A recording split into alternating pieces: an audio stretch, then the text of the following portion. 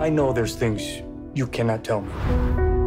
But I also know there's a story here, and I think everybody will hear about it. Welcome to Premiere Scene. I'm Claire Bueno, where we get to speak to Mark Ruffalo at the UK premiere of Spotlight. Do you think your paper has the resources to take that on? I do. Do you? Your character, he's got so much passion and conviction. It must have been superb for you to get your teeth into him.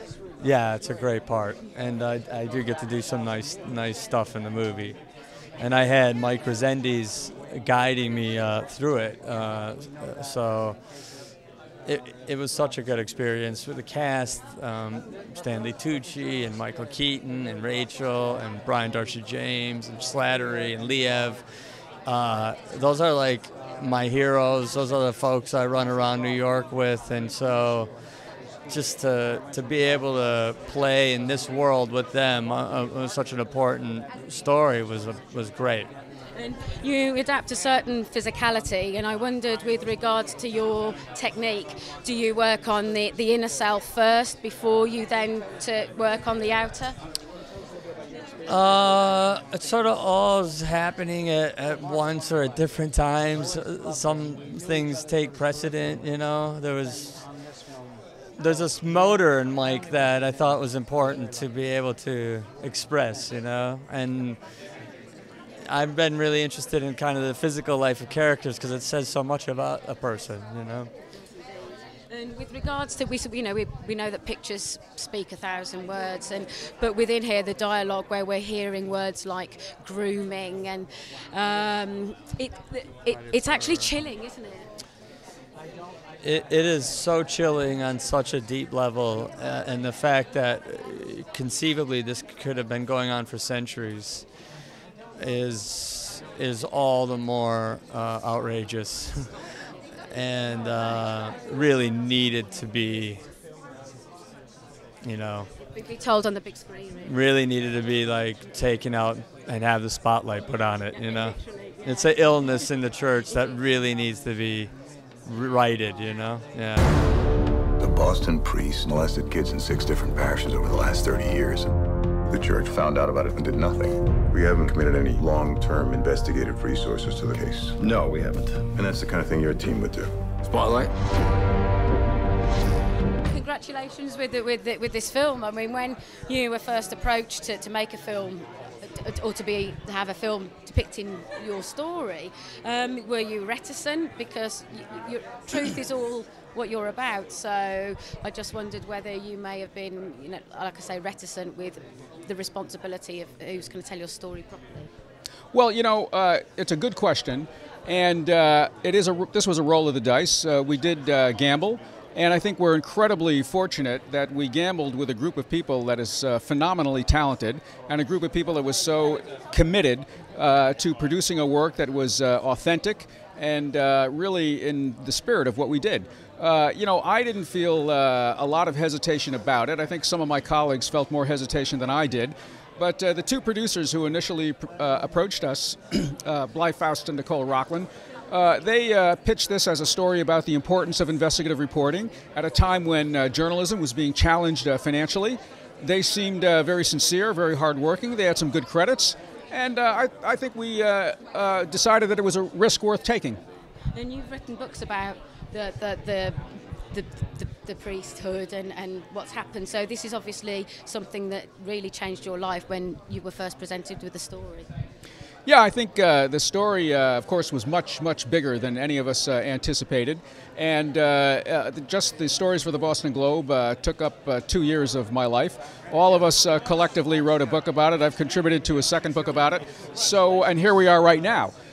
So this story really has taken up a huge portion of my life and certainly changed my life. There's no doubt about it. We understand you've settled several cases against the church. I can't discuss that. There aren't any records of any of these settlements. Nope. When you're a poor kid from a poor family, and when a priest pays attention to you, it's a big deal.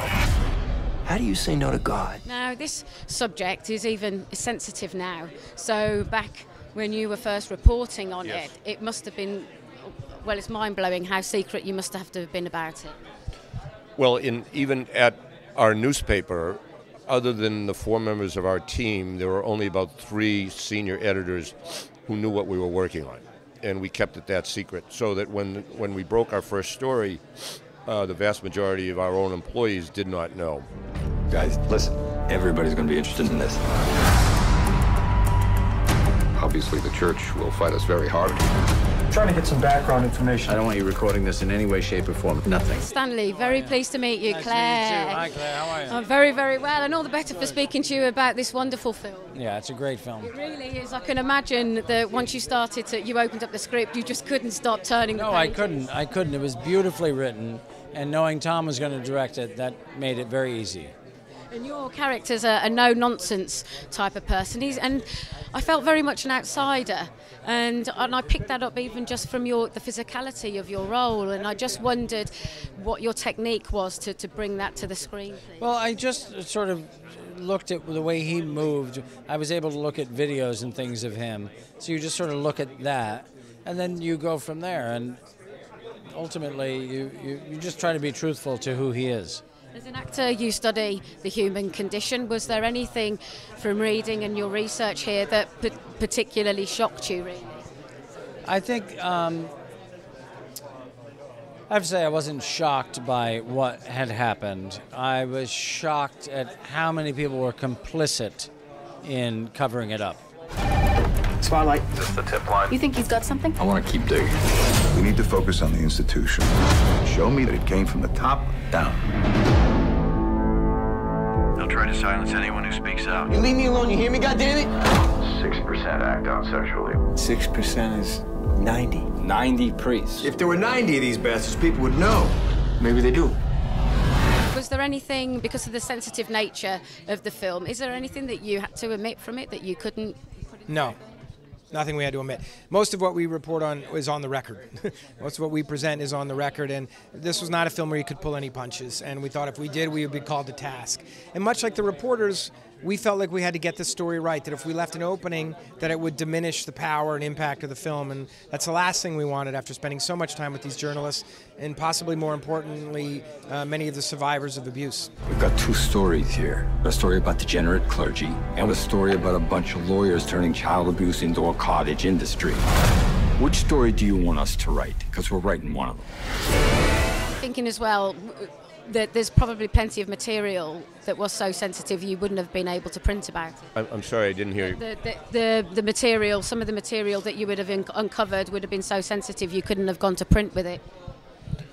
Well, you know, we told the stories of many, many victims who came forward who decided that they wanted their names on the record because they felt it was important to speak out publicly, and in many cases because they wanted to encourage other victims to come forward. Obviously, we tried to focus as much as we could on the system that allowed this to happen as on the salacious details.